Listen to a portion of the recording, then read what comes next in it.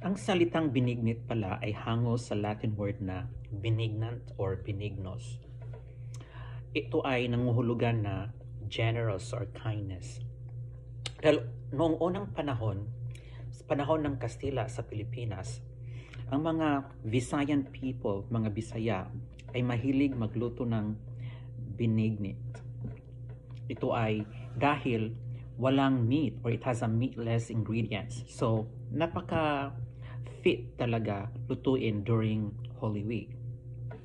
At ito'y ibinahagi nila sa mga praile, sa mga Kastilang missionary.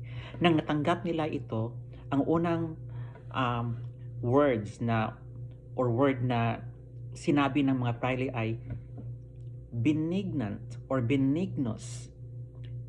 Ang ibig sabihin ay, you Visayan are generous people. Benignant or benignos. Nang narinig ito ng mga Bisaya, so sinabi nila na, benignant pala ang pangalan na ito. Kaya hanggang ngayon, ito ay tinatawag na benignant.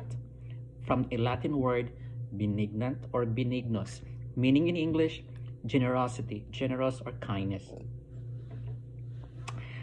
Siya nga pala, ito ay may mga root crop, gaya ng yam, may tapioca.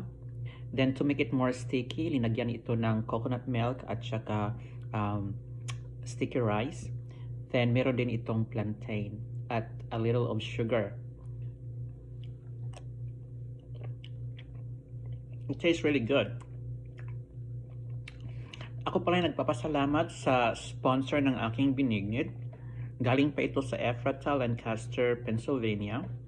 Gawa ito sa kamay ni Ginang Lornita o tinatawag naming Ate Lorn. Maraming salamat sa pabinignit mo.